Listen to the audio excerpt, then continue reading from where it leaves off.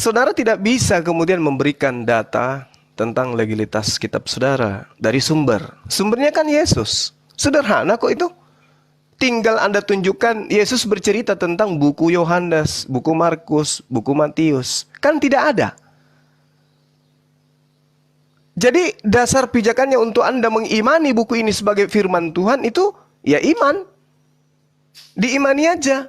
Jadi apapun yang tertulis sebelum Anda lahir di dunia, sebelum Anda lihat buku terjemahan Anda itu, apapun di dalamnya Anda imani. Tapi secara logika, bagaimana bisa Anda menancapkan iman Anda kepada sebuah buku yang tidak memiliki legalitas dari Sang Firman? Yang katanya Yesus. Sedangkan kalau Anda membaca kitab saudara, yang dipanggil kemudian oleh Yesus itu adalah Filipus. Anda coba lihat di dalam catatan Yohanes. Yohanes 1 nomor 43. Lalu Yesus bertemu dengan Filipus. Lalu Yesus memanggil Filipus. Filipus, ikutlah aku. Ada legalitas Yesus kepada Filipus. Hal yang sama saya minta kepada Lukas mana? Kepada Markus mana? Kepada Yohanes penulis kitab saudara mana? Kepada Paulus mana? Sementara Paulus menuliskan 4 kitab, Yesus tidak pernah memanggilnya. Tertulis di mana itu? Paulus ikutlah denganku. Oh ada bang, di Kisah Para Rasul 9. Loh, itu kan catatan Lukas, sementara Yesus tidak pernah memanggil Lukas. Filipus, ikutlah denganku. Nah ini legalitas namanya. Berarti Yesus memberikan kewenangan kepada Filipus untuk ikut dengan dirinya. Sehingga yang tahu tentang Yesus, ya Filipus. Mari kita buktikan. Di dalam Kisah Para Rasul catatan Lukas, di situ Lukas mengatakan Filipus memberitakan Injil Yesus. Ayo. Berarti memang Injil Yesus itu ada. Apa Injil Yesus itu? Segala firman yang Yesus terima dari Tuhannya, yang tidak bercampur dengan perkataan Yesus sedikit pun, tetapi murni firman. Kita lebih dulu harus mengakui bahwa memang Yesus memiliki ajaran yang murni dari Allah. Itu dulu. Kalau Anda akui itu, itulah yang kita cari. Aku tidak berkata-kata dari diriku sendiri. Apa yang aku sampaikan adalah apa yang diperintahkan. Nah, tuh. Berarti memang ada penyampaian Yesus yang tidak berasal dari dirinya, tapi hanya berasal dari Allah, berasal dari Tuhan. Segala firman yang aku terima telah aku sampaikan kepada mereka. Dan segala firman itu tentu tidak ada penambahan dan pengurangan dari Yesus. Inilah yang disebut di dalam Kisah Para Rasul 8, Filipus memberitakan Injil Yesus. Al-Quran pun demikian mengatakan bahwasanya Rasulullah Muhammad SAW itu datang kemudian. Ya ahlal kitabi qad ja'akum rasuluna yubayyinu lakum katsiran mimma kuntum tukhfuna minal kitabi wa ya'funa an katsir. Wahai ahli kitab, sungguh nabi kami datang kepadamu menjelaskan kepadamu banyak hal dari kitab yang kamu sembunyikan. Nah, ini yang saya cari, yang disembunyikan itu. Segala firman yang Yesus sampaikan itu, yang disampaikan oleh Filipus itu mana? Kalau Filipus memberitakan suatu berita, buku, itu baru dibilang 95%. Tapi ini nggak ada. Kisah Para Rasul nggak ada. Tidak ada legitimasi terhadap penulisnya. Jadi kalau dia menulis catatan-catatan, boleh. Boleh. Tapi itu kabar, bukan firman. Silakan. Dinda Moto, sorry. Lanjut. Ya, saya langsung tanggapi habis. Oh, masih ada 1 menit, Gurunda. Iya. Oh, siapa? Ahimoto, silakan. Okay. Sorry. Sebentar, Bang Martinez. Masih waktunya ke Muslim. Bang Ahimoto mau menang. Ini ya. Kalau kita memakai legitimasi seperti itu berarti kita membuat parameter ukuran kita sendiri, apa yang menjadi keimanan kita, yang terjadi ke kita, untuk menerapkan ke orang lain. Jadi kalau dalam kekristenan kan dari Yahudi juga. Kan Allah juga berkata bahwa dia menaruh rohku kepada setiap orang. Taurat dan roh, dia udah menaruh. Nah, begitu juga waktu Yesus dengan para muridnya. Dari 12 rasul muridnya, ada 70 murid, 120 murid. Itu legitimasinya tidak seperti yang Anda jabarkan tadi. Harus, oh apa yang kamu tulis? Ini sudah. Oh, berarti ya, iya benar, itu yang saya katakan. Ini yang. Tapi sudah ada Roh Kudus yang menuntun. Nah, kebiasaan kita kan dari dahulu untuk menanggapi ahli-ahli pikir dari Epikuros, Stoa atau Sebunemeus, itu tradisi penulis itu sudah ada sebelum Yesus. Itu 300 tahun sebelum itu Yunani menguasai Yerusalem. Sudah orang Yahudi itu sudah berseberangan dengan apa pemikir-pemikir dari Stoa. Sudah ada tradisi menulis, dan itu ada semacam arbitrase yang menegaskan bahwa ini tulisan yang benar dan yang tidak benar. Itu sudah ada. Dan Matius, Markus, Lukas, Yohanes itu sudah melalui proses itu. Jadi bukan sembarang apa yang kita pakai sudah 2000 tahun lalu itu dan sekarang ini. Pastikan Anda yang tujuan Anda itu mana yang asli, mana yang sebenarnya firman Tuhan yang diturunkan ke Yesus. Yesus itulah firman. Jadi siapa yang di samping kiri kanan Yesus mendengar apa yang dia bicara, itulah yang mereka tulis. Nah, itulah firman Tuhan. Tidak perlu ada legitimasi. Oh, itu bukan begitu ya. Sudah ada Roh Kudus yang menuntun kita, menuntun murid-murid, apostolic father atau bapak-bapak gereja sebelum bapak-bapak rasuli. Dari 12 rasul sampai 70 murid sampai ke 120 murid. Jadi tidak ada yang keluar dari situ. Kalau keluar dari situ ada orang-orang Nazaret, Nosrim, Nazaro. Ada juga yang pokoknya kalau yang tidak, ajaran yang tidak mengakui Yesus adalah Tuhan, itu bukan ajaran Kristen. Itu pasti Nasrani atau Nazaro. Gitu. Itu ya ada dari saya.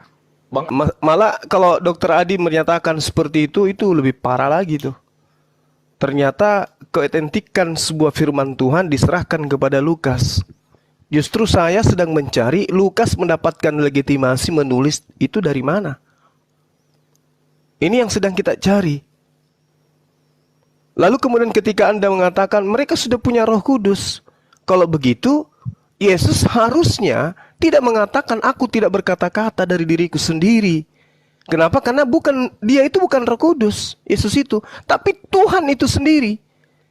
Kalau Yesus saja yang adalah Tuhan, tidak berkata-kata dari dirinya sendiri.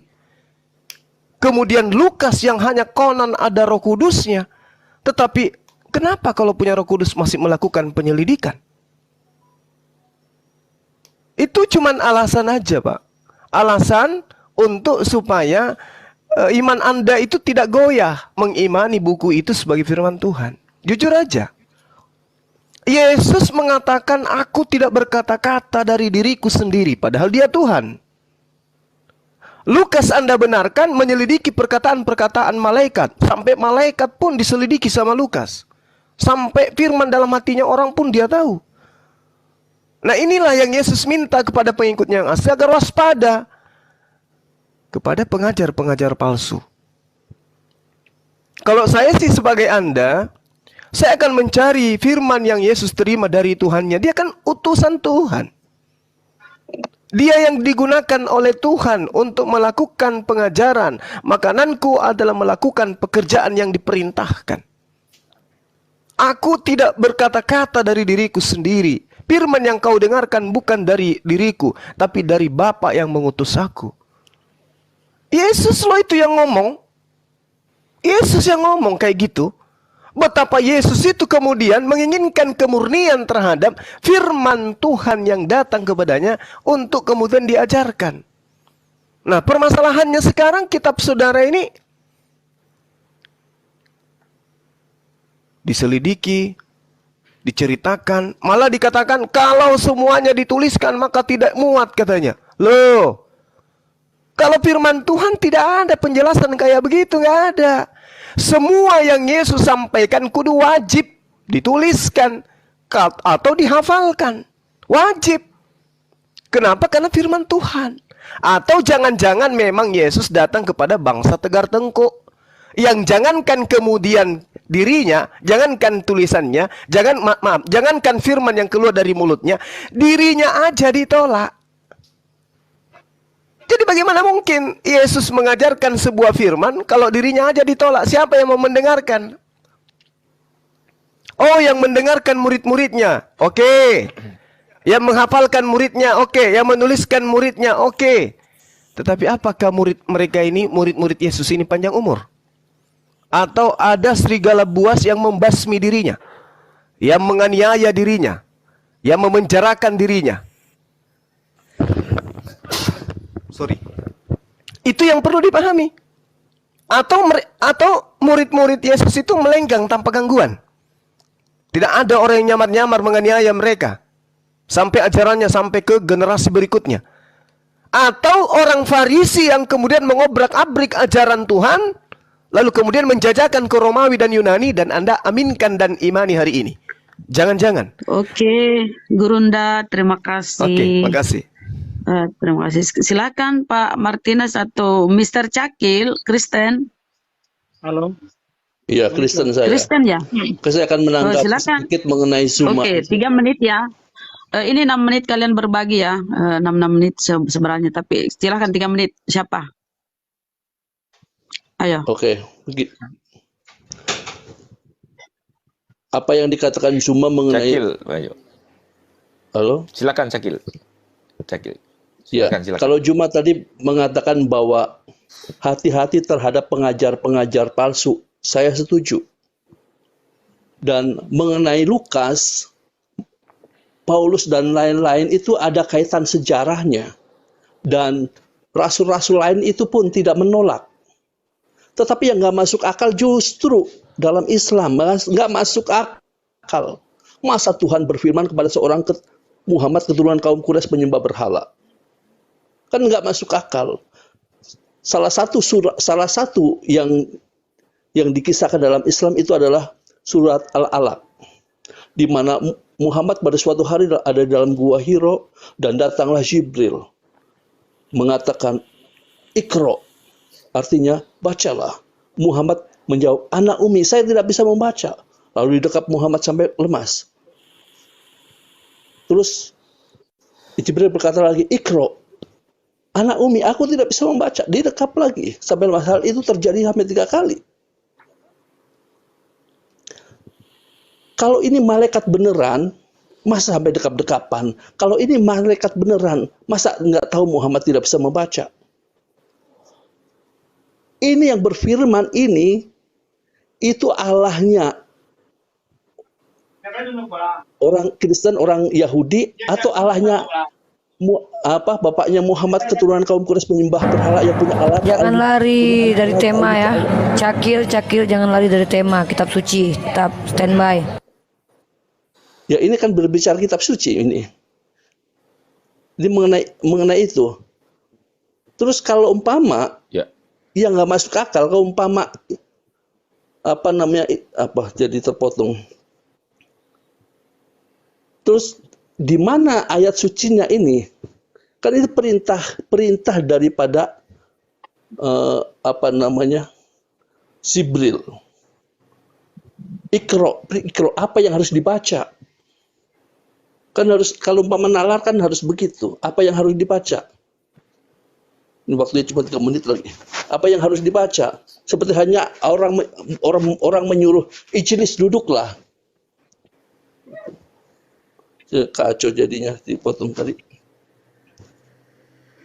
Ya udah, yang lain ya, biar tidak banyak terlalu terbuang waktu. Oke, silakan. Ini teman Kristen mau menanggapi lagi atau bagaimana? Sorry. Ya. Ada Marvin, ada Simon dulu. Oke, silakan. Di bawah tuh Bang Marvin. Uni udah mau diambil alih, aku timer aja ya. Gimana? Oke. Nggak apa-apa, silakan Bunda Rama. Boleh aku. Oke, di sini Kristen silakan Marvin. Saya masuk ya Bang Zuma ya. Saya belakang aja. Silakan Marvin. Oke, ya, baik monitor. Jadi saya singkat saja. Tujuan Yesus untuk memilih ke-12 rasul itu untuk apa sebenarnya?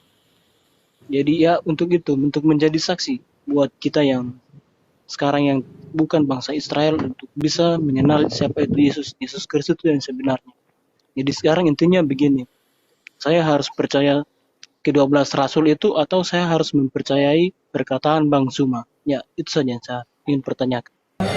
Oke, terima kasih. Simon Duli, secara singkat padat biar kita juga bisa tanggapi. Silakan. Oke, baik. Bisa mendengarkan suara saya kan? Lanjut. Oke, teman-teman, saya Kristen. Saya sudah mendengar bahwa Suaranya kecil, Bang Simon. Kecil. kecil kan? Kerasin, Suaranya kecil. Deketin ke mic. Bisa? Sudah bisa? Masih kecil. Kok masih kecil ya? Sedang. Ya, dikondisikan dulu, Bang. Silakan Pak Martinez dulu. Timer jalan. Ya, diberi Pak Martinez. kesempatan dulu Bang Simon. Ya. Simon aja dulu. Oke, Oke. timernya dulu. Kalau seandainya gangguan, diam dulu, standby dulu sampai jaringan bagus atau device bagus. Silakan, Simon Duli. Oke, bisa? Sudah bisa? Apakah sudah bisa? Oke, lanjut. Oke. Tadi Langsung saja biar tidak terbuang waktu. Silakan.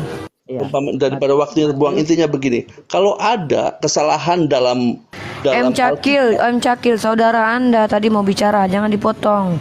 Silakan, Simon Duli. Buang maksud saya itu. Oke, baik. Saya sebagai orang Kristen, saya lebih percaya kepada Matius, Markus, Lukas, dan Yohanes. Bahkan Rasul Paulus yang menulis tentang firman Tuhan. Dan itu saya melihat sebagai sebuah firman yang akurat karena mereka hidup bersama-sama dengan Tuhan Yesus. Dan kedatangan Tuhan Yesus 2000 tahun yang lalu tidak ada yang bisa membantah sejarahnya. Dan memang semua percaya bahwa Yesus pernah ada di atas muka bumi ini. Dibanding saya mempercayai ada orang yang pada abad yang kelima yang menulis tentang Yesus, keakuratannya itu bisa dipertanyakan seperti itu. Karena ada juga teman-teman dari luar, teman-teman muslim mengatakan bahwa Al-Quran lebih detail berbicara tentang Yesus dibanding orang Kristen sendiri. Saya tidak bisa mempercayai orang yang hidup pada abad yang ke-7 setelah Yesus baru menceritakan tentang Yesus. Dibanding saya lebih percaya dengan saksi mata, bahkan hidup bersama-sama dengan Tuhan Yesus. Dan saya harus mengakui bahwa Yesus itu bukan saja manusia 100%, tapi dia adalah Tuhan. Sehingga kalau tadi teman-teman mengatakan bagaimana mungkin Yesus itu Tuhan, tetapi dia berkata bahwa dia itu hanya utusan, dia itu berkata-kata bukan dari dirinya sendiri. Nah, ini perlu diketahui bahwa Yesus ada tujuannya. Firman ada tujuannya menjadi manusia. Nah, ini yang mungkin teman-teman. Oke, tidak perlu di sini terlalu ini ya. Kita langsung to the point ya. Kalau Anda dibiarkan nanti khotbah. Baik, langsung saja ke pihak Muslim. Bang Zuma, mudah-mudahan bisa ditangkap poin-poin dari teman-teman Kristen. Saya menangkap beberapa poin. Silakan Bang Zuma. Undiripa belum saya belum bicara. Kita kan bicara toh. Undiripa. Ya, gini. Teman Kristen di sini ada banyak. Sorry, jangan atur saya ya.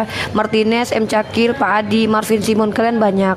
Dan yang saya tangkap dari kalian hampir sama tadi, yaitu kalian tidak percaya kepada Nabi Muhammad melainkan kepada penulis Matius, Markus, Lukas. Itu yang kita uji. Jangan menjelaskan macam-macam di sini. Kita fokus straight to the point. Jadi nggak buang-buang waktu kita. Ya, silakan kalian pegang satu poin yang baru kita bahas di sini. Kita buktikan siapakah yang bisa dipercaya. Oke, lanjut Bang Zuma. Terima kasih.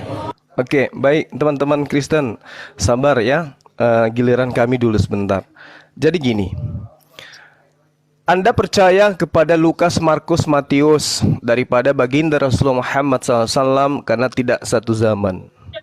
Lalu kenapa saudara percaya kepada Musa yang menceritakan tentang Nabi Abraham, padahal mereka tidak satu zaman? Kenapa Anda percaya kepada Musa sementara Musa tidak sesaman dengan Adam? Kenapa Anda percaya? Karena Anda mengatakan mengimani itu adalah firman Tuhan.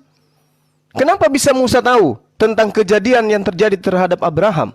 Karena Tuhan pencipta langit dan bumi menceritakan kepadanya melalui malaikat. Anda percaya.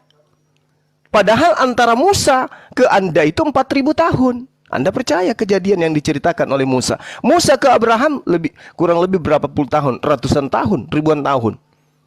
Nah, kayak mana kemudian Anda bisa mengatakan ini Al-Quran harus ditolak karena tidak sezaman? Oh, kalau begitu Tauratnya Musa harus ditolak karena tidak sesama dengan Abraham, tidak sesama dengan Adam. Tapi seketika dipercaya karena itu kalam Allah. Karena dikatakan Allah itu maha melihat, Allah itu maha mendengar, Allah itu maha mengetahui. Jadi apa yang dilakukan oleh ciptaannya, Allah semua tahu. Jadi kalau Allah yang datang menceritakan melalui malaikat kepada utusannya, itulah yang benar. Permasalahannya, Tuhan kalian yang nusul langsung jadi manusia, tapi tidak bercerita kepada pengarang kitab saudara. Itu penyakit.